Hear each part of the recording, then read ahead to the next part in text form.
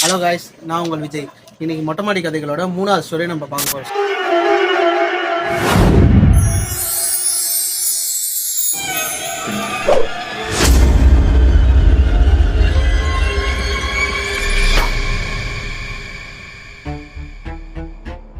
ஸ்டோரியோட one line என்னன்னா, ஒரு அரிசிக்காக ஒருத்தர் 3 பேரை மர்டர் பண்றாரு. அதுதான் இன்னைக்கு ஒரு ஸ்டோரி. நம்ம ஸ்டோரிக்குள்ள போலாமா? தமிழ்நாட்டில் உள்ள வேலூர் மாவட்டம் அருகில் உள்ள காங்கேயநல்லூர் என்ற ஊர்ல 1954 ஜனவரி 21 நைட்டு ஒருத்தர் பிறகுறாரு. அவரோட பேரு கௌரி சங்கர். அவர் பிறந்து வளர்ந்து அந்த ஊர்லயே இருந்து அவர் எப்படின்னா, அவங்க அப்பா சரியில்லாத காரணத்தினால பெயிண்டிங் அடிக்கிற வேலைக்கு போயிருக்காரு. பெயிண்டிங் அடிக்கிறா. அவர் பெயிண்டர் இல்லை, அவரு பட்டி பார்க்குறவங்க. வெள்ளை சிமெண்ட் எல்லாம் இப்ப நிறைய இருக்குது. சிமெண்ட் இப்படின்னா பெயிண்டிங் இப்ப நிறைய இருக்கு. அப்ப வெள்ளை பெயிண்டிங் மட்டும் இல்லை, சுண்ணாம்பு கலவை பண்றவரை அவர் என்ன பண்றாரு, தினைக்கும் வேலை போயிட்டு வரும்போது அதுல இருந்து டிசம்பர் மாசம் அவருக்கு என்ன சரியா வேலையும் இல்லை. ஏன்னா மழை வர டைம், அதனால வேலை இல்லாத காரணத்தினால அவங்க பசங்களுக்கு சாப்பாடு செஞ்சு போட முடியல. ஒரு நாள் நைட்டு அவங்க குழந்தை ரொம்ப மோசமா சாப்பிட முடியாத நேரத்துல கொஞ்சம் சாவுற நிலைமைக்கு போயிட்டாங்க. அவங்க ஒய்ஃப் என்ன சொல்றாங்க, கௌரி சங்கர் கிட்ட, எங்க இது மாதிரி குழந்தை சாப்பாடு நேரத்தில் இன்னைக்கு செத்துரும் போல, இதனால பண்ணி சாப்பாடு கொஞ்சம் அரேஞ்ச் பண்ணுன்னு சொல்லும் போது அவர்கிட்ட சுத்தமாக காசு இல்லை. டிசம்பர் மாதம் அவரோட கொத்தனார்கிட்ட கால் பண்ணி கேட்கும் போது அப்போ ஜிபே அந்த ஃபோனே வராத காலகட்டத்தில் அப்போ சில பேர்கிட்ட தான் ஃபோன்லாம் இருந்தது. அதுவும் நோக்கியா ஃபோன் தான் இருக்குமே, அதில் கேமரா எதுவுமே இருக்காது, ஜிபே அந்த ஃபெசிலிட்டிஸ் எதுவுமே இல்லை. ஃபோன் அப்போ தான் இந்தியாவுக்குள்ளே அறிமுகப்படுத்துகிற வருஷம் அதெல்லாம். அதுலேருந்து ஃபோன் இல்லாத காலகட்டத்தில் அவர்கிட்ட காசு அந்த கொத்தனார்கிட்ட இருந்து அவரால் வாங்க போக முடியாது. பஸ்ஸுக்கு கூட காசு இல்லை அந்த அவர்கிட்ட. அதுக்கப்புறம் என்ன பண்ணுறாரு, அங்கேருந்து தெருமனைக்கு நந்து வர, அவர் வீட்டிலேருந்து செம்ம மலை, தெருமனைக்கு நந்து வர்றாரு. அங்கே ஒரு மளிகை கடை திறந்துருக்கு. மளிகை கடை கிட்ட, ஐயா இந்த மாதிரி என் குழந்தைக்கு சாப்பாடு வேணும் ஐயா, கொஞ்சம் அரிசி பருப்பு மட்டும் கொடுங்க ஐயா, நான் வேலைக்கு போய் காசு கொடுத்துட்றேன் அப்படி சொல்றாரு. உடனே அவர் என்ன பண்றாரு, என்னடா மாமல் கிட்ட வந்திருக்கியா, எந்த ஊர்றானே அப்படி விசாரிக்கிறாரு. அதுல உடனே பக்கத்துல இருந்த போலீஸ், என்னடா மாமூல் எங்க ஏரியால இருந்து மாமூல் வாங்குறியா சொல்லிட்டு அவர் சம்மடி அடிச்சு விரட்டி விட்டுறாங்க. ரத்த வெள்ளத்துல போன கௌரி சங்கர் வீட்டுக்கு போய் நிக்கிறாரு. உடனே அவங்க ஒய்ஃப் பயந்துட்டாங்க, ஏங்க என்னங்க இப்படி ஆச்சு, இந்த மாதிரி நான் இல்லை மலையில கீழே விழுந்துட்டேன்னு சொல்றாரு. ஓகேன்னு சொல்லிட்டு அப்படியே கொஞ்சம் நேரம் வீட்டிலே உட்காந்துட்டு இருக்காங்க. அந்த குழந்தை ஒண்ணுமே ரொம்ப சீரியஸான கட்டத்துக்கு போயிடுச்சு. அப்பயும் அவங்க என்ன ஒய்ஃப்ல சொல்றாங்க, நம்ம சாப்பிடலாம் பரவாயில்ல, குழந்தைக்காவது எதனா வேணுங்க சொல்லும் போது திரும்பி அவர் என்ன பண்றாரு, 2வது தடவை வர கௌரி சங்கர் அந்த கடை பக்கமா மளிகை கடை பக்கமா வரும்போது அவங்க அண்ணாச்சி கை கொட்டி சிரிக்கிறாரு. ஏன்னா இது முன்னாடி தான் அடி வாங்கிட்டு போனாருனால சிரிக்கிறாரு. கௌரி சங்கர் கோவமா அந்த கௌரி சங்கர் குழந்தைக்கு பசி எடுக்கிறதுனால அந்த பக்கம் வர எதனா வாங்கிட்டு வரலாம்னு வர சங்கர் அந்த கடைக்காரனை போட்டு செம்ம அடிச்சு வெளுத்து விட்டுறாரு. கடை எல்லாத்தையும் உடைச்சிடறாரு, பொருள் எல்லாத்தையும் உடைச்சிடுறாரு. அந்த கடையில் இருக்கிற அரிசி பருப்பு எண்ணெய் அந்த மாதிரி சாமான் மட்டும் எடுத்துன்னா அந்த கல்லாப்பிலேருந்து ஒரு ரூபா கூட அவர் தொடவே இல்லை. வீட்டுக்கு எடுத்துகிட்டு போய் வச்சுட்டு அந்த பொண்டாட்டி முன்னாடி வைக்கிறாரு. இந்த பேகை வச்ச பிறகு அவங்க பொண்டாட்டி பயந்துட்டாங்க, என்னங்க காசு ஒரு ரூபா கூட இல்லைன்னு சொன்னீங்க, இப்போ இவ்வளோ பொருள் எடுத்துகிட்டு வரீங்க சொல்லும் போது, இல்லைம்மா நீ குழந்தைங்க ஃபஸ்ட்டு சமைச்சு போடு, நான் காலையில் சொல்கிறேன்னு சொல்கிறாரு. ஓகேன்னு சொல்லிட்டு அவங்களும் சமைச்சு போட்டுறாங்க. அன்றைக்கி நைட்டு தூங்கிடுறாரு. எல்லாரும் தூங்கின பிறகு கௌரி சங்கர் யோசிக்கிறாரு, எப்படியும் நைட்டே நம்மளை போலீஸ் அடிச்சிருச்சு, காலைல வந்து எப்படியும் கம்ப்ளைண்ட் கொடுத்துருவோம், காலையில் விடுறதுக்குள்ள நம்மளை போலீஸ் வந்து பிடிச்சிட்டு போயிட்டோன்னு சொல்லிட்டு, எப்படின்னா குழந்தை சாப்பிட்டுச்சு சொல்லிட்டு ஒரு பக்கம் சந்தோஷமா இருக்குது, இந்த மாதிரி பண்ணிட்டேமே சொல்லிட்டு காலைல போலீஸ் வரேன்னு சொல்லிட்டு அந்த பயத்தில் தூங்குறாரு. தூங்கி முடிஞ்சு இப்படியே காலையில் 5 ஆகுது, 6, 7, 8, 9, 10 ஆயிடுது. போலீஸ் வரவே இல்லை. 11 மணி வாக்கா அந்த மளிகை கடை சைடா வராரு. இவன் என்ன பண்றான்னு பாக்கலான்னு வராரு. மளிகை கடை சைடு வரும்போது அந்த அண்ணாச்சி இருப்பார்ல, மளிகை கடை அண்ணாச்சி, வாங்கண்ணான்னு சொல்றாரு. வாங்கண்ணா என்னன்னா இந்த பக்கம் சொல்லும்போது எதனா அரிசி எதனா வேணுமானு கேட்கிறாரு. அப்ப கௌரி சங்கருக்குள்ள ஒரு தப்பான ஒரு எண்ணம் வருது. அடி கொடுத்தாதான் மரியாதை வருது, பொருள் வருது. ஒரு இதுக்கு முன்னாடி நல்லவரா இருந்தவர் கொஞ்சம் கொஞ்சமா அவரோட இது மாறுது. அடி கொடுத்தாதான் மரியாதை வருது அப்ப சொல்லிட்டு அவர் என்ன சொல்றாரு, கௌரி சங்கர் இதுக்கப்புறம் மாசம் என் வீட்டுக்கு பொருள் போய் சேரணும், இந்த மாசத்துக்கான பொருள் எங்கடாலும் கேட்கும்போது அண்ணாச்சி என்ன சொல்றாருன்னா, அதோ எத்தனை போய் கொடுத்துறான் அக்கா கிட்ட அப்படி சொல்றாரு. ஓகேன்னு சொல்றா, நீ நாள் போகுது. அதுல இருந்து கொஞ்சம் கொஞ்சமா இந்த மழை அடிச்சதுனால சுனாமெல்லாம் அடிக்க முடியல எங்கேயுமே. அதுல இருந்து கொஞ்சம் கொஞ்சமா ஆட்டோ ஓட்ட ஆரம்பிக்கிறாரு. ஆட்டோ ஓட்டி ஆட்டோ நல சங்கத்துக்கு தலைவர் ஆகிறாரு. ஃபர்ஸ்ட் வளர்ச்சி ஆட்டோவோட நல சங்கத்துக்கு தலைவர் ஆகிறாரு கௌரி சங்கர். அதுக்கப்புறம் எல்லாரோட கூப்பிட பேரு ஆட்டோ சங்கர், கௌரி சங்கர் மாதிரி ஆட்டோ சங்கர் ஆகிறாரு. அதுல இருந்து அங்கிருந்து அதுக்கப்புறம் கொஞ்சம் கொஞ்சமா ஆட்டோ ஓட்டிகிட்டே இருக்காரு. அதுக்கப்புறம் அன்னைக்கு ஒருத்தர் அடிச்சாரு பாத்தீங்கன்னா நைட்ல போலீஸ்காரு, அவர் கூப்பிடுறாரு. கூட்டின பிறகு கௌரி சங்கர்னா ஆயிடுச்சு, ஒரு ஆள் நம்மளை அடிக்கதான் நீ கூப்பிடுறாங்களோ சொல்லிட்டு அந்த ஆபீசர் வீட்டுக்கு போறாரு. அந்த ஆபீசர் வீட்டுக்கு போகும்போது இன்னொரு ஆபீசரா உட்காந்துட்டு இருக்காரு. இந்த போலீஸ்காரோட மேல இருக்க போலீஸ்கார் போல. அதனால சொன்னியும் இவர் உள்ள வந்தோடனே நம்மளை அடிக்க தான் கூப்பிடுறாங்கன்னு சொல்லிட்டு இவர் அந்த தயக்கத்திலேயே போறாரு உள்ள. போன அவரு உடனே போலீஸ்காரர் என்ன சொல்றாரு, ஏன் சங்கருக்கு சேர் எடுத்து போடுன்றாரு. சங்கருக்கு சேர் எடுத்து போடுன்னு சொன்னேன். சங்கருக்கு ஓகே நம்ம ஒரு இதுவாக வளர்றோம் போல, மரியாதை போலீஸ்காரனே நம்ம பக்கத்தில் உட்கார வைக்கிறானே சொல்லிட்டு கொஞ்சம் கொஞ்சமாக தோரணை போயிட்டு கால் மேலே கால் போட்டு உட்காருறது, சேருக்கு பின்னாடி கை போட்டு கொஞ்சம் தோரணையாக உட்காருறது, அந்த மாதிரி ஆக்டிவிட்டிஸ் ஆகுது. அங்கே அந்த போலீஸ்காரர் என்ன சொல்கிறாருன்னா, எத்தனை நாளைக்கு நான் இந்த ஆட்டோ ஓட்டி பசங்கிட்ட இருந்து பிடுங்கி ஓட்டி எப்படா சம்பாரிச்சு எப்படா செட்டில் ஆகுது, சின்ன 5க்கு 10 வேலை செஞ்சுட்டு இருந்தான், என் கூட வந்து இது பண்ணுறான் சாராயம் வித்துடுறான்னு சொல்கிறாரு. கௌரி சங்கர் என்ன சொல்கிறாரு, ஐயா எனக்கு இது மாதிரிலாம் எனக்கு படிப்பறிவும் இல்லை, எனக்கு இந்த மாதிரி சாராயம் எப்படி இது பண்ணுறதுன்னு தெரியாது சொல்கிறாரு. உடனே இந்த போலீஸ்காரர் என்ன சொல்கிறாரு, நீ கூட மட்டும் இருடா, மற்றது எல்லாமே எங்கள் ஆளுங்க பார்த்துப்பாங்க, நீ பேருக்கு மட்டும் கூட இரு, உனக்கு தேவையானது மாதம் மாதம் வீட்டு தேடி வந்துடும் சொல்லும் போது ஓகே நம்மளுக்கு நம்ம ஆட்டோ ஓட்டத்தோட இது மேல்படியான லாபம் வரும்னு சொல்லிட்டு கொஞ்சம் கொஞ்சமாக அந்த ஆட்டோ ஓட்டுறது ஒரு சைடு ஆட்டோ வாடகைக்கு விட்டுட்டு கொஞ்சம் கொஞ்சமாக அந்த சரக்கு வியாபாரம் பண்ணுறது, சரக்கு வியாபாரியாக உள்ளே வராரு. உள்ளே வந்த கௌரி சங்கர் அதில் சரக்கு பஸ்லாம் அந்த சாராயம் காய்ச்சுவாங்க பார்த்தீங்களா, அந்த இடத்துல வேலை செய்கிறாரு. கொஞ்சம் கொஞ்சமாக சாராயம் அந்த புகையில ஊதி கொஞ்சம் கொஞ்சமாக இதுவாகி ஒரு நாள் நைட்டு அந்த வழியில் சாராயம் கடத்தின்னு போன ஒரு ஏஜென்ட்டு, அந்த ஏஜென்ட் கிட்ட இருந்து ஈசிஆர் சைடு, இப்போ தான் அது ஈசிஆர், இதுக்கு முன்னாடிலாம் அது என்ன மாதிரி கொஞ்சம் 2 பக்கம் காடு நடுவில் ரோடு அப்படி தான் இருந்தது. 1900 அப்படி தான் இருந்தது. இப்போ தான் ட்ரெண்டிங்கில் ஈசிஆர்னு இருக்குது. அதில் நைட்டில் சரக்கு எடுத்துகிட்டு போன ஆட்டோவை 2-3 ஆளுங்க அடியாளுங்க அந்த கொள்ளைக்காரங்க அந்த சரக்கெல்லாம் எடுத்துகிட்டு அந்த இவனை ஏஜென்ட்டை அடிச்சு அனுப்பியிருக்காங்க. அந்த ஏஜென்ட் வந்து இவர்கிட்ட சொல்கிறாரு, அண்ணா இந்த மாதிரி பண்ணிட்டாங்கண்ணா சொல்லும் போது யாரும் ஆட்டோ சங்கர் ஆட்டோவே மறிக்கிறது சொல்லிட்டு இவர் அன்னைக்கு நைட்டு போயிருக்காரு. அதேமாரி அந்த கொள்ளைக்காரங்க மறக்கிறானுங்க, இவர் எல்லாரையும் போட்டு அடிச்சுட்ட பிறகு அந்த சரக்கு கரெக்டாக அந்த இடத்துக்கு போய் சேர்ந்துருச்சு. அதுக்கப்புறம் வராரா, அதுக்கப்புறம் இன்னொரு ஏஜென்ட் வர்றாருன்னா, இந்த மாதிரி நான் ப்ராஸ்டியூட் வேலை பொண்ணுங்களை வச்சுன்னா வேலை செய்கிறேன், இந்த மாதிரி நான் அந்த சைடு போகும்போது கொள்ளைக்காரங்க அந்த இது பண்ணுறவங்க இந்த பொண்ணுங்களை அப்யூஸ் பண்ணுறாங்கண்ணா, காசே கொடுக்காம இந்த மாதிரிலாம் ஏமாத்துறாங்க, சூடு வைக்கிறது பொண்ணுங்களுக்கு அந்த மாதிரிலாம் பண்ணுறாங்கண்ணா, நீங்கள் ஒரு நாள் மேலே கூட வாங்கடா சொல்லும்போது இவர் ஓகே நான் சொல்லிட்டு நான் கூட வரேன்டா சொல்கிறாரு. உடனே இவரு கூட இருந்தவர் 2 கெட்டாம் போல, அவர் என்ன சொல்கிறாரு, அந்த டீமுக்கு நீ இந்த ஆட்டோவை மறிக்காதடா, ஆட்டோவில் ஆட்டோ சங்கர் வராங்க கூட, அந்த ஆட்டோவை மறிக்காத சொல்லும் போது சரி ஓகே மறிக்கல யாருமே. அந்த நேரத்தில் அந்த ஈசிஆர் ரோட்டில் ஆட்டோ போயிட்டே இருக்கு, கரெக்டாக அந்த பொண்ணுங்களை இறக்க வேண்டிய இடத்துல இறக்கிட்டாங்க. உடனே இறக்குன ஒரு ஆட்டோ சங்கருக்கு ஒரு தப்பான யோசனை போகுது, யாருக்கும் நம்ம எதுக்கு ஹெல்ப் பண்ணணும், நம்மளே போய் அந்த தொழிலை பார்க்கலாம்னு சொல்லிட்டு ஒரு ஏஜென்ட் ஹெல்ப் பண்ண கேட்டிருப்பானே, அந்த ஏஜென்ட்டே அடிச்சு இதுக்கப்புறம் நான் பார்த்துக்கிறேன் நீ கிளம்புன்னு சொல்லிட்டாரு. அந்த ஏஜென்ட் புலம்பினே போயிட்டேன், ஏன்னா ரவுடியில் ஒன்றும் பண்ண முடியாது, ஏன்னா போலீஸ்காரன் அரசியல்லாம் எல்லாமே கூட இருக்கு, ஒன்றும் பண்ண முடியாது சொல்லிட்டு அதுக்கப்புறம் அடுத்த கட்டம் வருது.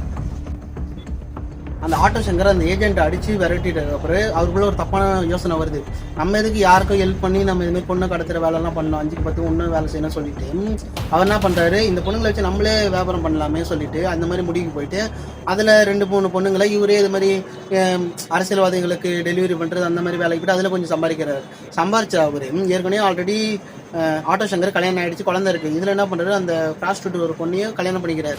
அந்த பொண்ணு கூட கொஞ்ச நாள் ஜாலியாக போகுது, ஒரு 6 மாதம் 7 மாதம் ஜாலியாக போயிட்டு இருக்கு, இப்படியே தான் வாழ்க்கை போயிட்டுருக்கு. அதுக்கப்புறம் என்ன பண்ணுறாருன்னா, அந்த பொண்ணு இருக்கு பார்த்தீங்களா, இவர் கல்யாணம் பண்ணிச்சு அந்த ப்ராஸ்டியூட் பொண்ணு என்ன பண்ணுது, இன்னொருத்தர் கூட தப்பான தொடர்பில் இருக்கிறதுனால அது ஆட்டோ சங்கருக்கு தெரிஞ்சதுனால நானே ஒரு ரவுடி என்கிட்ட இந்த தில்லாலாம் அப்படி வேலைலாம் பண்ணுறீங்களா சொல்லிட்டு அந்த பொண்ணையும் அந்த இன்னொரு பையன் இந்த பையன் அஃபெக்ஷனில் இருந்தால் பார்த்தீங்களா, பொண்ணு கூட அஃபேரில் இருந்தால் பார்த்தீங்களா, அந்த பொண்ணையும் இவனையும் சாவடிச்சு அவர் ஒரு வீடு வச்சிருக்காரு, பழைய வீடு. அந்த வீட்டில் பள்ளம் நோண்டி சிமெண்ட் போட்டு ஃபுல்லாக மூடிட்ட உடனே 2 நாள் கழிச்சு அந்த ஏஜென்ட் வர்றாரு, ஆனால் எங்கன்னா அந்த பொண்ணு எனக்கு ரூபா தரணும் எங்கன்னா கேட்கும்போது நான் பொண்ணு ப்ராஸ்டியூட் தந்தா, நான் ஒரு வேலைக்காக ஒரு பாம்பே வரைக்கும் அனுப்பியிருக்கேன், ஒரு மாதத்தில் வந்துடும்டா, 1 மாதம் 2 மாதத்தில் வந்துடும், நீங்கள் என்னாச்சுன்னு கேட்கும்போது இல்லை நான் அந்த பொண்ணு எனக்கு ரூபா தரணும்னு சொல்லும்போது எவ்வளோ தரணும், 1000 ரூபாய் தரணும். இப்போ அந்த 1000 ரூபாய்லாம் சின்ன அமௌண்ட், அப்போலாம் 1995 அந்த 1000 ரூபாய் பெருசு, ஒரு 100 ரூபா வச்சுருந்தாலும் அவன் பணக்காரன் இருக்கலாம். நான் சொல்லும் போது சரி இந்தாடா இந்த 1000 ரூபாய் தான் நான் இந்த பொண்ணு கொடுக்க சொல்லிக்கிறேன்னு சொல்லிட்டு கொடுக்குறாரு. உடனே அந்த ஏஜென்ட் சிரிக்கிறான், நீங்கள் அந்த பொண்ணையும் அந்த பையனையும் சாவடிச்சு சிமெண்ட் போட்டு மூணுலாம் நான் பார்த்துட்டேன், நான் போலீஸ்கிட்ட சொல்லக்கூடாதுன்னா எனக்கு 10 லட்ச ரூபா கொடுங்கன்னு சொல்கிறாரு ஏஜென்ட்டு. உடனே ஆட்டோ சங்கர் என்ன பண்ணுறான், என்னடா இப்படி பண்ண மாட்டேங்குது அப்படின்னு சொல்லும் போது சரி ஓகே நான் தரேன்டா, நான் சொல்லும் போது அந்த இடத்துக்கு நான் ஒரு இடத்துக்கு நான் சொல்கிறேன், அப்போ அங்கே வந்துட்டு சொல்லிட்டு ஒரு 2 நாள் கழிச்சு அவர் ஒரு காட்டுக்கு புதுப்பேட்டையில் சொல்லுவாங்க பார்த்தீங்களா, அந்த மாதிரி ஒரு காட்டுக்கு வர சொல்லி நைட்டு ஒரு 11 மணி 12 மணி வாக்கில் வர சொல்லும் போது எங்கன்னா எனக்கு அந்த காசுலாம் அந்த ஏஜென்ட் கேட்குற. உடனே என்ன சொல்கிறேன், என்கிட்டே நானே பெரிய ஆள், என்கிட்ட நீ 10 லட்ச ரூபா எப்படி வாங்கிட்டோன்னு சொல்லிட்டு அவனை எரிச்சிடுறாரு. மொத்தமாக எரிச்சு அந்த இதில் சாம்பலை ஆகிட்டு அந்த சாம்பலை ஆற்றுல கரைச்சிடுறாரு. ஓகேவா, 2 கொலை இதோட 3 கொலை ஆயிடுச்சு. அதுக்கப்புறம் ஒரு 3-4 மாதம் அப்படியே போகுது. அதுக்கப்புறம் 1985 சென்னையோட பேசும் பொருளான ஒரு மோஸ்ட் பாப்புலர் கேங்ஸ்டராக ஆட்டோ சங்கர் மாறுறான். குழந்தைங்களுக்கு சாப்பாடு ஊட்டுறதே இப்படி தான், ஆட்டோ சங்கர் வந்துருவாண்டா பயந்து சாப்பாடு ஊட்ட காலம்லாம் அது. 1985 சென்னையோட most popular gangster auto Shankar. நீங்கள் கூகுள்லேயே பார்த்தாலும் தெரியும், அப்படி தான் இருந்தார். அதுக்கப்புறம் அதுலேருந்து ஒரு 2-3 வருஷம் அப்படியே போன பிறகு அந்த ஏஜென்ட் ஒரு சித்தார் பார்த்தீங்களா, ப்ராஸ்டியூட்டு, அவரோட ஒய்ஃப் வந்து போலீஸில் போய் கம்ப்ளைண்ட் பண்ணுறாங்க. இந்த மாதிரி எங்கள் ஹஸ்பண்டு காணவங்க, அவர் லாஸ்ட்டாக ஆட்டோ சங்கர் தான் பார்க்க போனார் அப்படின்னு சொல்லும் போது, அப்படிலாம் ஒன்றும் இருக்காதும்மா, நான் சரிம்மா பார்க்குறேம்மா சொல்லிட்டு இதேமாதிரி 2-3 நாள் தட்டி கழிச்சு நேரத்தில் அந்த பொண்ணு தினைக்கும் அந்த பொண்ணு கொஞ்சம் ப்ரெக்னெண்ட்டாக 2-3 நாள் போலீஸ் ஸ்டேஷனுக்கு வீட்டுக்கு அலைஞ்சிருக்காங்க. போலீஸு கேஸே எடுக்கல. ஏன்னா ஆட்டோ சங்கர் தெரியும் எல்லாருக்கும், ரவுடி, அவனை பக்கச்சு நம்ம என்ன பண்ண முடியும், நம்ம ஃபேமிலியோடு இருக்குன்னு சொல்லி போலீஸ் பயப்படுறாங்க. அதுக்கப்புறம் நான் வந்து அந்த வழியாக ஒரு அமைச்சர் ஒருத்தர் போகிறாரு, மெயின் ரோடில் அமைச்சர் போகும்போது, இப்போயும் அமைச்சர் போகும்போது, சிஎம் போகும்போதுலாம் ரோடை பிளாக் பண்ணுவாங்க. அந்த மாதிரி அந்த காலத்தில் ரோடை பிளாக் பண்ணும்போது அந்த பொண்ணு ஸ்ட்ரெயிட்டாக டக்குன்னு அந்த அமைச்சரோட செக்யூரிட்டி இருப்பாங்க பற்றி அந்த காருக்கு முன்னாடி போய் விழுந்த பிறகு எல்லாரும் போலீஸ் டக்குன்னு கண்ணு எடுத்து கிட்ட வந்துட்டாங்க. என்னன்னு சொல்லும் போது அந்த பொண்ணு எழுப்பி கேட்கும்போது, ஏன்னா பிரகடனம் இல்லை, அந்த பொண்ணு இது ஜென்ஸனாக இதெல்லாம் பண்ணிருப்பாங்க, பிரகடனம் இதெல்லாம் பேசுகிறாங்க. என்னம்மான்னு கேட்கும்போது, ஐயா இந்த மாதிரி ஹஸ்பண்டு 2 நாளாக காணும் ஐயா, லாஸ்ட்டில் ஆட்டோ சங்கரில் பார்க்க போகிறேன்னு தான் போனார், பார்த்தா 2-3 நாளாக காணும், நான் போலீஸில் போய் கம்ப்ளைண்ட் கொடுத்தா அவங்களும் கேஸ் எடுக்க மாட்டாங்க ஐயா அப்படின்னு சொல்லும் போது, எதுக்கு எடுக்க மாட்டாங்க நான் சொல்கிறேம்மான்னு சொல்லிட்டு அவர் வண்டியை மூவ் பண்ணுறாரு. இல்லையா நீங்கள் போன பிறகு அவங்க கேஸே எடுக்க மாட்டாங்க ஐயா, அதுக்கு நீங்கள் எதாவது வழி காட்டணும்னு சொல்கிறாங்க. சரிம்மா நான் சொல்கிறேன்னு சொல்லிட்டு அவர் கைப்படையே ஒரு லெட்டர் எழுதி கொடுத்து அதில் சைன் போட்டு கொடுத்து அதுக்கான தனிப்படையை அமைக்கிறாரு. அதுக்கப்புறம் கொஞ்ச நாள் போகுது, அந்த கேஸை போலீஸ் எடுக்க ஆரம்பிக்கிறாங்க, விசாரிக்க ஆரம்பிக்கிறாங்க, ஆட்டோ சங்கரை பிடிக்கிறாங்க. பிடிச்ச பிறகு எங்கடா இந்த மாதிரி இதுலான்னு கேட்குறாங்க. கேட்ட பிறகு அவர் என்ன சொன்னா ஒத்துக்கிட்டு, ஆமாம் நான் ஆமாம் இதுமாரி நான் பண்ணிட்டேன்னு சொல்கிறாரு. வீட்டுக்கு எங்கடா அந்த பாடிலாம் கேட்கும்போது, சரி நீங்கள் என் கூட வாங்க சொல்லிட்டு அந்த வீட்டுக்கு கூட்டு போகிறாரு. அந்த வீட்டுக்கு கூட்டின்னு போயிட்டு எங்கடா அந்த டெட் பாடின்னு கேட்கும்போது, வீட்டில் தான் இருக்குன்னு சொல்லிட்டு பயப்படாமல் வீட்டுக்கு கூட்டு போகிறாரு. வீட்டுக்கு கூட்டு போன போலீஸ் ஃபுல்லாக தேடுது, அந்த டெட் பாடியை காணும். எங்கடான்னு டெட் பாடி கேட்கும்போது, இங்கே தான் இருக்குது, நீங்கள் வேணால் எடுத்துக்கோங்க சொல்லும்போது நாய் கொலைக்குது அந்த செவுத்தை பார்த்து. ஏன்னா எங்கன்னு தெரியல, வெறும் சிமெண்ட் போட்டு வச்சிருக்காரு, ஒரு நார்மல் வீட்டில் என்ன போய் பண்ணுறதுன்னு தெரியல. அதுக்கப்புறம் அந்த செவுத்துக்கு தான் பதவி வச்சிருக்கேன், நீங்கள் எடுத்துக்கோங்கன்னு சொல்லும் போது செவருலேருந்து அந்த பள்ளம் நோண்டி எடுக்கும் போது 3 டெட் பாடி வந்திருக்கு.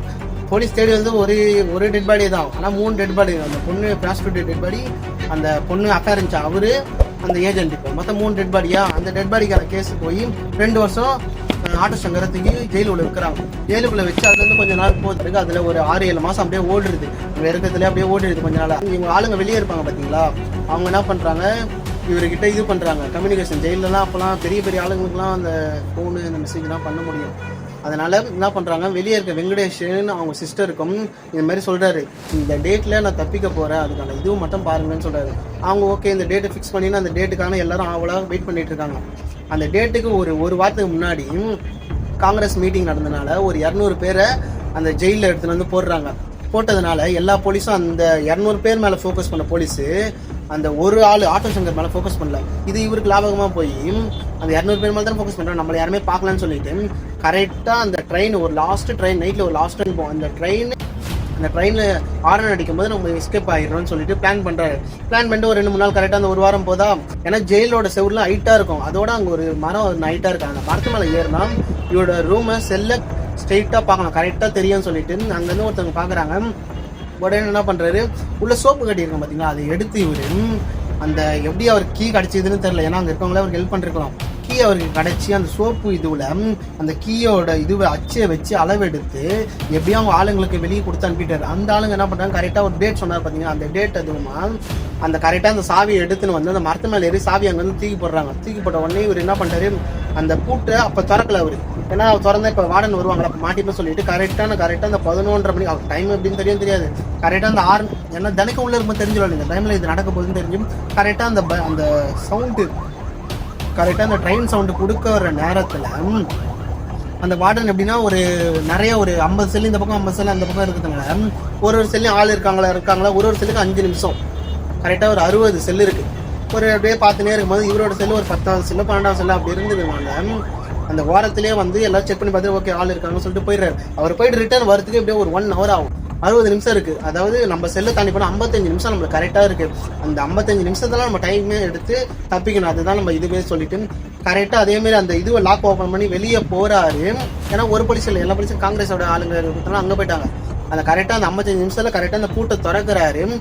பூட்டை திறந்து அங்கே போயிட்டு கரெக்டாக அவங்க ஆள் மரத்து மேலே ஏறி கரெக்டாக அந்த கயிறு போடுறாரு. இவர் ஓடி வர நேரத்தில் கயிறு போடுறதுல கரெக்டாக இருக்குது. இவரோட தப்பிச்சு போயிட்டாரு. வெளியே தப்பிச்சு போன பிறகு அப்புறம் மறுநாள் நம்ம கருணாநிதி கலைஞர் தான் அப்போ சிஎம்மாக இருந்திருக்காரு. அவர் என்ன பண்ணுறாரு, அந்த ஜெயிலுக்கு வந்து பார்க்கும்போது இந்த ஜெயிலு இந்த இடத்துல இருக்குது, இதுக்கு ஆப்போசிட்டில் மரம் இருக்குது, எல்லாத்தையும் கால்குலேஷன் பண்ணி ஒரு டயக்ராம் மாரி பண்ணி போலீஸ் காட்டுறாரு. இங்கேருந்து தான் அவன் கரெக்டாக கயிறு போட்டு அவனை வெளியேருந்து யாரோ ஹெல்ப் பண்ணிருக்காங்க, கரெக்டாக கயிறு போட்டிருக்காங்க. அதே நேரத்தில் அவனும் தப்பிச்சிருக்கான். அப்போ ஆமாம் சிசிடிவிலாம் இப்போ இருக்காது. அவன் தப்பிச்சு போன நேரத்தில் அவங்க யாருமே தெரியாது. கரெக்டாக இந்த நேரத்தில் தான் தப்பிச்சு போயிருக்கான்னு துல்லியமெல்லாம் சொல்ல முடியாது. போலீஸ் எப்போ போய் அந்த இதுவை பார்த்தாங்களோ அப்போ தான் அவங்க போலீஸுக்கு தெரியும். அதனால இந்த நேரத்தில் நைட்டில் எந்தெந்த நேரத்தில் எந்தெந்த இடத்துல போலீஸ் இருப்பாங்கன்னு கலைஞர் எல்லாரையும் விசாரிக்க ஆரம்பிக்கும் போது, ஸோ ஐயா இந்த இடத்துல இந்த டைமில் ஒரு 4 பேர் நிற்பாங்க சர்வேலன்ஸ்லன்னு சொல்லும் போது ஓகேன்னு சொல்லிட்டு கலைஞரோட டயக்ராம்லாம் போட்டு காட்டுறாரு. இந்த மாதிரி இது வழியாக தான் தப்பிச்சு போயிருப்பான் தேடும் போது. அதுக்கப்புறம் தான் வெளியே கயிறு பிடிச்சி தப்பிச்சு போயிடுறாரு. அதுக்கப்புறம் வேலூர் மாவட்டத்துக்கு போயிட்டார். அவரோட இதுக்கு போயிட்டார். போன பிறகு ஒரு நாள் அவர் கால் வருது, இந்த மாதிரி நீ கொண்டதுக்கெல்லாம் எங்கிட்ட ஆதாரம் இருக்குன்னு ஒரு கால் வருது. கால் வந்த பிறகு அவர் பதட்டம் ஆயிடுச்சு. ஏன்னா நம்ம ஜெயிலில் தப்பிச்சு வந்துருக்காரு. ஜெயிலேருந்து நீ தப்பே பண்ணாலும் ஜெயிலில் விட்டு தப்பிக்க கூடாது. ஒரு தப்பு பண்ணி ஜெயிலேருந்து தப்பிச்சு வந்துருக்காரு, அது ஒரு கேஸு. இப்போ ஒரு ஃபோன் வருது, அவன் போய் மாட்டி விட்டானா அது ஒரு கேஸு. நம்ம வாழ்க்கையே போயிடுன்னு சொல்லிட்டு சரி உனக்கு என்ன வேணும்னு சொல்லும் போது அவனுக்கு 1 கோடி ரூபாய் கேட்குறானு. சரி என்னோட இப்படி சரி ஓகேன்னு சொல்லிட்டு அவர்கிட்ட காசு இல்லை. அப்போ என்ன பண்ணுறது சொல்லி தான் அவனு சொல்லிட்டு அவரோட இது கூப்பிட்றாரு. அந்த சென்னையில் சாராயம் கடத்தி வர சொன்ன பார்த்தீங்களா, அந்த ஈசிஆர் சைடில் இருக்கிற ஒரு இடத்துக்கு வர சொல்லிட்டு அந்த 3 பேரும் வந்துட்டாங்க. இவரும் போயிட்டாரு. இவர் போயிட்டு அவங்க ஆளுங்களாம் வந்துட்டாங்க. எல்லாரும் நைட்டு ஒரு 1 மணி வாக்கில் இருக்கும். அந்த நேரத்தில் ஒரு சாராய கடத்துற இடத்துக்கு வர சொல்லிருக்காரு. இவனுக்கு வந்தோடனே என்னன்னா அந்த இடம் ஃபுல்லாகவே ஓட்ட பள்ளமாக இருக்குது. என்னன்னா கேட்கும்போது இல்லைடா நான் சாராய கடத்தினால போலீஸ் வர ரைடு வரும், அதனால மண்ணுக்கு அடியில் அந்த பானைலாம் பதச்சி வச்சிருவேன்னு சொல்கிறாரு. சரி ஓகே சொல்லிட்டு எங்கன்னா எனக்கு அந்த பணம் வீடியோ கொடுறா சொல்கிறாரு. நான் நீ ஃபஸ்ட்டு பணத்தை கொடுன்றாங்க. இல்லைடா கொடுறா நான் ஒன்றும் பண்ண மாட்டேன், வீடியோ கொடுத்து நான் பணம் ரெடியாக இருக்குது, பெட்டி இருக்குது, கொடுக்க போகிறேன்னு சொல்கிறாரு. ஓகேன்னு சொல்லிட்டு கரெக்டாக அந்த வீடியோ காட்டுறாங்க. வீடியோ என்ன இருக்கும் பார்த்தீங்கன்னா 3 பேரையும் பொண்ணு இது பண்ணாரு. அந்த வீடியோ எல்லாத்தையும் இது முன்னாடி இந்த ஏஜென்ட் பார்த்து முன்னாடி இப்படி வீடியோ எடுத்து வச்சிருக்காங்க. அது ஒன்று. அதுக்கப்புறம் இந்த ஏஜென்ட்டை பதிக்கும் போது வீடியோ மொத்தம் 3 வீடியோவில் வச்சுருக்காங்க. அதுக்கப்புறம் என்னடா இப்படி சொல்லிட்டு அவனுங்களையும் கத்தியில் குத்தி அவங்க 3 பேரையும் திருப்பி எத்தனையே போயிட்டு எரிக்கிறாரு. புதைச்சத்தனை இதுக்கப்புறம் போலீஸ் எப்படி தான் செவ்வறு தேடுன்னு சொல்லிட்டு எரிக்கிறாரு. எரித்த பிறகு அப்போவே எரிச்சு அந்த இதுவை எப்படியே ஆற்றுல கரைக்கிறாரு. இப்போ எப்படி மாட்டுவேன்னு சொல்லிட்டு இது ஒரு 6 கொலை ஆயிடுச்சா. அதுக்கப்புறம் திரும்பி அவரோட வேலூர் காக்கையநல்லூர் ஊருக்கே போய் தலைமறைவாக இருக்காரு. அந்த ஊருக்கு போய் தலைமறைவாக இருக்காரு, யாருக்கும் தெரியுமா. ஏன்னா இப்போ ஒரு 6 கொலை போலீஸ் செஞ்சு ஒரு 3 கொலை, இப்போ நைட்டு ஒரு 3 கொலை 6 கொலை. அதுக்கப்புறம் போயின பிறகு உங்கள் அப்பாவுக்கு ஒரு கால் வருது, உங்கள் பையன் இந்த மாதிரி ஜெயிலேருந்து தப்பிச்சுட்டாங்க, மாட்டினாங்களே என்கவுண்டர் பண்ண சொல்லிட்டாங்க அப்படின்னு சொல்லும் போது அவர் என்ன சொல்கிறாரு, அவர் கொஞ்சம் குடிக்காரா இருந்தவர் கொஞ்சம் நல்லவர், இந்த மாதிரி தான் இருக்கான்னு சொல்லிட்டு போலீஸுக்கு தகவல் கொடுத்துறாரு. இது தகவல் கொடுத்த பிறகு இங்கே இருக்கிற போலீஸ் உடனே ஃபோன் பண்ணி வேலூர் மாவட்டத்தில் இருக்க போலீஸுக்கு தகவல் கொடுத்துறாங்க. அவங்க உடனே என்ன பண்ணிட்டாங்க, எல்லாரும் சரௌண்டிங் பண்ணிட்டு அவரை தூக்குறாங்க. தூக்குன பிறகு அங்கேருந்து இவருக்கு திருப்பி தண்டனை கிடைச்சி இதுக்கு போகிறாரு, ஜெயிலுக்கு போகிறாரு. அவர் கூட இருந்தவங்களாம் ஒருத்தன் ஓட்டிட்டான். ஜெயிலுக்கு போன பிறகு அவருக்கு தூக்கு தண்டனை கொடுத்துறாங்க. ஏன்னா ஜெயிலேருந்து தப்பிச்சது 1, அதுக்கப்புறம் இந்த 3 கொலை 1, அது இல்லாமல் இந்த ரவுடி பசங்க ஒரு 3 கொலை 6 கொலை மொத்தமே தூக்கு தண்டனை கொடுத்து அவர் ஒரு செல்லுக்கு அனுப்பிட்டாங்க. அதுலேருந்து கொஞ்சம் நாள் போகுது. அவர் ஒரு எப்படின்னா அதுக்கான இது வரல, அவருக்கான தூக்கு தண்டனை கரெக்டாக அந்த எந்த டேட்டில் கொடுக்கணும் அது மாறி போகுது. இன்னைக்கு தூக்கு தண்டனை, நாளைக்கு தூக்கு தண்டனை, நாளைக்கு சொல்லி அதுலேருந்து ஒரு 5 வருஷம் ஓடுது. ஓடின பிறகு இன்னைக்கு தீர்ப்போறோம் நாளைக்கு தீர்ப்போறோம், அதுலேருந்து 4-5 வருஷம் அப்படியே கடந்து போயிட்டே இருக்கு. அவருக்கு ஒரு நம்பிக்கை வந்துச்சு, அப்படியே ஒன்று ஆதாரம் இல்லை, என்ன இருந்த ஆதாரம் வச்சிருந்தாங்க தான் நம்ம சாவச்சிட்டோமே, எப்படியோ நம்மளுக்கு இதுவே இல்லைன்னு சொல்லிட்டு அவர் இந்த மைண்ட் செட் இல்லாமல் ஜாலியாக ஃப்ரீயாக உள்ள இருக்காரு. அதுலேருந்து அன்னைக்கு நாள் நைட்டு 1995 ஆகஸ்ட் 27 அவருக்கு 41 வயசாகுது. அப்போ என்ன ஆகுதுன்னா அவருக்கு தெரிஞ்சிச்சு நீங்கள் நம்ம தூக்கில் போட போகிறாங்கன்னு போலீஸும் சொல்லிட்டாங்க. விடிஞ்சா நீ இது சாவ போறடா சொல்லிட்ட பிறகு அவர் என்ன சொல்றாரு, அதனால நான் பார்த்துன்னு சொல்ல. அப்போ கூட அந்த மனுஷன் போல்டாக இருக்காரு. நம்மளுக்கு எப்படி இருந்தாலும் நைட்டில் தீர்ப்பு மாறிடாது. எனக்கு எப்பவுமே வருஷமாக தான் அப்படியே ஆகிட்டு இருக்கு, இந்த வருஷம் மட்டும் எனக்கு என்ன ஆக போகுது அந்த போல்டாக இருக்காரு. போலீஸ் என்ன பண்ணுறாங்க, வருஷம் ஆனாலும் நம்ம அப்படி இருக்க முடியாது. ஏன்னா ஆஃபீஸர்ஸ் அவங்களுக்கான ப்ரொசீஜரை பண்ணணும். அதனால என்ன பண்ணுறாங்க, அவங்க அந்த தூக்கில் போகிற அந்த ரோப் கயிறு, அந்த ஸ்டாண்டு, அந்த ஸ்டாண்டில் ஆயிலெலாம் போட்டுலாம் சொல்லிட்டு அவங்க சர்ச் பண்ணிட்டு இருக்காங்க, கரெக்டாக பார்த்துட்டு இருக்காங்க. இவர் அந்த போல்டாக இருக்காரு. அவர் அதுக்கப்புறம் என்ன ஆகுதுன்னா போலீஸ் என்ன பண்ணுறாங்க, அவர் ஏற்கனவே ஆல்ரெடி அட்டம்ப்டில் நிறைய பண்ணிருக்காரு. அவர் சாவத்துக்காக அந்த தலையை எதுவுமே கம்பியில் இடிக்கிறது அந்த மாதிரி நிறைய வேலை பண்ணிருக்காரு. அதெல்லாம் பண்ணிட்டு இவன் விடிஞ்சா சாவ போகிறான், சாவற நேரத்தில் அவன் எதனா பண்ணிட்டு கல்கையெல்லாம் வச்சுக்கின்னு நம்மளுக்கு தலைவலி எடுக்க போகிறான்னு சொல்லிட்டு போலீஸ் என்ன பண்ணுறாங்க, அவரை கூட்டின்னு வந்து நம்ம கூட உட்கார வச்சுனாலும் ஒரு பெரிய கிரவுண்டு, அதில் அவர் நடுவில் உட்கார வச்சு சுற்றி ஒரு 10-20 ஆஃபீஸர் உட்காந்துட்டு இருக்காங்க. சரி ஓகேடா உங்களுக்கு என்னென்ன பண்ணது எல்லாத்தையும் சொல்லுன்னு சொல்லும் போது அவர் என்ன பண்ணுறாரு, அப்போ வரைக்கும் 1 ரூபாய் கூட திறக்கல. எப்படின்னா ஜாலியாக பேசுகிறாரு அவர். சார் அப்படிலாம் ஒன்றும் இல்லை சார், நான் இது மாதிரி பண்ணேன், அவங்க என்னென்ன பண்ணாங்கன்னு உங்களுக்கு தெரில, நான் வாயை திறந்தா நிறைய அரசியல்வாதிகளோட வாழ்க்கை போயிடும், இப்போ நீங்கள் யார் யார் ஆஃபீஸர் சொல்லிட்டு காலில் உள்ளுறீங்களோ சல்யூட் அடிக்கிறீங்களோ அவங்க எல்லாருமே நான் வாயை திறந்தேன்னா அவங்க இது போயிடும், மரியாதை போயிடும் அப்படின்னு சொல்லிட்டு உடனே போலீஸார் யோசிக்கிறாரு, இவங்களுக்கு நிறைய விஷயம் தெரியும் போல சொல்லிட்டு அவரும் கம்முனே இருக்காரு. அதுக்கப்புறம் என்ன பண்ணுறாரு, ஆட்டோ சங்கர், ஐயா எனக்கு ஒரு கூல் ட்ரிங்க்ஸ் பண்ண வாங்கி கொடுங்கன்றாரு. அதுக்கப்புறம் ஏன்டான்னு கேட்கும்போது, இந்த நைட்டில் மணி 12 ஆயிடுச்சு, ஏன்டா இந்த கூல் ட்ரிங்க்ஸ் இந்த நேரத்தில் கேட்குறேன்னு சொல்லும் போது, இல்லையா ஒரு சாவ போகிற ஒரு கைதி, தூக்கு தண்டனை கைதி, ஒரு ஜூஸ் கேட்டால் கொடுக்க மாட்டீங்களா கடைசியாக சொல்லும்போது, இவர் ஏன்னா இவர் ஒரு 15 வருஷம் அவர்கிட்ட பழக்கம் இல்லை, போலீஸாரெலாம் பழகிட்டார். அதனால என்ன பண்ணுறாரு, சரின்னு சொல்லிட்டு ஒரு ஆஃபீஸரை போயிட்டு அங்கேருந்து ஒரு 2-3 கிலோமீட்டர் மெயின் ரோடு அங்கே போய்ட்டு ஒரு ஜூஸ் வாங்கிட்டு 12 மணிக்கு போயிட்டு வராரு. வாங்கிட்டு கண்ணாடி பாட்டில் ஜூஸு அதை கொடுக்குறாரு. அந்த போலீஸ்காரர் ஆட்டோ சங்கர்கிட்ட கொடுக்குறாரு. ஆட்டோ சங்கர்கிட்ட கொடுத்த பிறகு அவர் என்ன பண்ணுறாரு, அந்த ஜூஸை குடிச்சிட்டு பாட்டில் காலியாக இருக்குது. அந்த பாட்டில் உடனே போலீஸ்கார்கிட்ட என்ன சொல்கிறாரு, இந்த பாட்டிலை உடச்சி நான் வயசில் குத்திக்கிட்டேன்னா எனக்கு தூக்கு தண்டனை ஸ்டாப் பண்ணுறீங்களான்னு கேட்குறாரு. உடனே என்ன பண்ணுறாங்க, அப்படிலாம் ஒன்றும் பண்ண மாட்டாங்கடா, நாளைக்கு சாவு போகிறது தான் சொல்லிட்டு, ஆமாம் ஏன் அது எனக்கும் தெரியும், ஏதாச்சும் ஒரு பண்ணுக்கு தான் கேட்டேன், நான் அப்படிலாம் பண்ணிக்க மாட்டேன், ஏன்னா நான் பண்ண தப்புலாம் அப்படி தான், அப்படிலாம் பண்ணிக்க மாட்டேன்னு சொல்லிட்டு அந்த பாட்டில் ஒரு ஆஃபீஸர் பிடிங்கி வச்சுட்டு அப்படியே கொஞ்சம் நாளாக ஜாலியாக பேசினாங்கன்னா மணி 3 ஆகுது. மணி 3 ஆகும்போது அவரோட அந்த ஆட்டோ சங்கரான அந்த ஆள், போல்டாக இருக்க ஆள் கொஞ்சம் கொஞ்சமாக அவரோட நம்பிக்கை உடைய ஆரம்பிக்குது. ஏன்னா 3 மணி 4 மணிலாம் ஒரு இதுக்கப்புறம் ஒரு பர்மிஷன் வந்து இவர் தூக்கு தண்டனைலாம் இது பண்ண மாட்டாங்கன்னு சொல்லிட்டு அவர் என்ன பண்ணுறாருன்னா, அப்படியே கொஞ்சம் கொஞ்சமாக ஆளோட வாய்ஸு, அந்த அவரோட பாடி லாங்குவேஜ் எல்லாம் கொஞ்சம் கொஞ்சமாக குறைய ஆரம்பிச்சு 5 மணி வாக்கில் இந்த ஆட்டோ சங்கரை தூக்கில் போடணும்னு சொல்லிட்டு அந்த போலீஸ்கார் என்ன சொல்கிறாங்க, மணி 4 ஆயிடுச்சு, 1 hour மட்டும் கூட எதுனா பேசலாம்னு சொல்லிட்டு, உங்கள் குழந்தைங்க எதனா சொல்லணும்னா சொல்கிறா, நாங்கள் டைரி தரது மாரி எதனா பேப்பர் எழுதி அந்த குழந்தைங்களுக்கு கொடுக்கலாம்னு சொல்லும் போது, சரி ஐயா கொடுங்கன்னு சொல்லிட்டு அவர் ஒரு டைரி மாரி ஒன்று கொடுக்குறாரு. அந்த கூட நான் ஆட் பண்ணுறேன், வீடியோவில் ஆட் பண்ணுறேன். அந்த டைரி கொடுக்கும்போது அந்த டைரியில் அவர் சோகம் எல்லாத்தையும் வருத்து எல்லாத்தையும் எழுதின பிறகு என்ன பண்ணுறாருன்னா, எழுதிட்டு ஐயா நான் எழுதிட்டேன்னு சொல்லிட்டு கொடுக்கும்போது மணி 4:45, 5:10 அவரை தூக்கில் போடணும், நீ போய் குளிக்கிறதுனா குளிச்சுட்டு வந்துடுறான்னு சொல்கிறாரு. இல்லையா நான் இவ்வளோ சீக்கிரம் குளிக்கல சொல்லிட்டு சொன்ன பிறகு, சரி ஓகே ரூமுக்கு போய் ரெஸ்ட் ரூம்லாம் போயிட்டு வந்துட்டு சொல்லிட்டு இவர் போகிறாரு. ரூமுக்கு போன பிறகு ரூம் போய்ட்டு கரெக்டாக 5:05 ஆகுது, விடிய காலையில் 5:05 ஆகுது. உடனே போலீஸ்கார ஒரு 4-5 போலீஸு, அந்த அவருக்கு ஃப்ரெண்ட்லியாக இருந்த ஒரு போலீஸ்கார் ஜூஸ்லாம் இருக்கார், அவரும் வராரு. வந்த பிறகு உன்னை தூக்கில் போட சொல்லிட்டாங்கடா, டைம் ஆகிடுச்சு நீ வெளியே வரான்னு சொல்லும் போது கைகாலெலாம் கட்டுறாங்க. கையை இப்படி பின்னாடி மடிச்சு ஒரு பெல்ட் மாதிரி, கயிறு மாதிரி இல்லாமல் ஒரு பெல்ட் மாதிரி எப்படி பண்ணாலும் பிரிக்காத மாதிரி கட்டிட்ட பிறகு என்ன சொல்கிறாரு, ஐயா வாழ்க்கையே ஒன்றும் ஒரு 5 நிமிஷத்தில் முடிய போகுது, நான் எங்கே ஓட போகிறேன் சொல்லிட்டு அந்த போலீஸ்காரனா சொல்கிறாரு, இதெல்லாம் கவர்மெண்ட் ப்ரொசீஜர்ரா, எவ்வளோ தான் எங்களுக்கு பழக்கமாக இருந்தாலும் நான் ப்ரொசீஜர் அதை பண்ணதாங்க அவ்வளோ சொல்லிட்டு அவங்க கையை கட்டி கொண்டு போகிறாங்க. அந்த தூக்கு மேடை கிட்ட போகும்போது அவர் பயந்துடக்கூடாது சொல்லிட்டு ஒரு மாஸ்க் மாரி ஒன்று போடுவாங்க, நம்ம கருப்பு கலரில் போடுவாங்க. அந்த மாஸ்க்கை போட்டு கூட்டு போய் கரெக்டாக அந்த மேடையில் நிற்க வைக்கிறாங்க. பிறகு ஒரு ஆள் காலை கட்டுறாரு, ஒரு ஆள் கையை கட்டாரா, ஒருத்தர் அந்த ரோப்பு போடுறாரு. ரோப்பு போட்ட பிறகு அவர் என்ன சொல்கிறாருன்னா, ஆட்டோ சங்கர் என்ன சொல்கிறாரு, ஐயா எனக்கு ஒரு தடவை மட்டும் நீங்கள் கிட்ட வாங்க, அவங்க கையை கொடுங்கன்றாரு. ஓகேன்னு சொல்லிட்டு அந்த ஜூஸ் எங்கே தர அந்த போலீஸ்காரர் கையை காட்டினோன்னே கையில் ஒரு முத்தத்தை கொடுத்துட்டு, எனக்கு இந்த தண்டனை தேவைதான் ஐயா, நான் எவ்வளோ குடும்பத்தை சீரழிச்சிருக்கேன், எவ்வளோ பொண்ணு வாழ்க்கைக்கு எடுத்துருக்கேன், நான் பண்ணாத குற்றமே இல்லை ஐயா சொல்லிட்டு, எனக்கு தண்டனை கிடைச்சது கரெக்டு தான், நான் அக்செப்ட் பண்ணிக்கிறேன் சொல்லிட்டு அந்த இது போட்ட பிறகு உடனே என்ன பண்ணாங்க, அந்த மாஸ்க்கு திரும்பி போட்ட பிறகு பின்னாடிக்கிறவர் அந்த லிவரை இழுத்த பிறகு ஆள் துடி துடிக்கிறாரு. ஆட்டோ சங்கர் அந்த கழுத்தில் ரோப் போட்டதுனால துடிக்கிறாரு. பிடிச்சி அங்கேயே உயிர் இழந்துட்டு அந்த ரோப் அறுத்து விட்டுட்டு கீழே போய் அந்த பாதாளத்தில் விழுந்துடுறாரு. உடனே என்ன பண்ணுறாரு, ஒரு டாக்டர் போய் அவர் செத்துட்டாரா இருக்காருன்னு சொல்லிட்டு ஒரு டாக்டர் செக் பண்ணுறாரு. செக் பண்ண பிறகு ஆட்டோ சங்கர் செத்துட்டாரு சொல்லிட்டு அந்த லெட்டர் எழுதி கொடுத்துறாரு. ஓகே இவர் இறந்துட்டாரு, இவரோட சாப்டர் க்ளோஸ்னு அந்த போலீஸ்காரங்க வருத்தமாக இருக்குது. ஏன்னா அவங்க ப்ரொசீஜர் பண்ணி அவங்க வழியில் நைட்டு ஃபுல்லாக பேசினாலும் காலையில் இறந்துட்டாருன்னு சொல்லும் போது யாராக இருந்தாலும் அவங்க கஷ்டமாக இருக்குது. உடனே இது பண்ணுற போலீஸ்காரர் அவரோட டியூட்டி முடியுது, அவர் வீட்டுக்கு போய் ரெஸ்ட் எடுத்துட்டு மறுநாள் டியூட்டி வராரு, நைட் வராரு.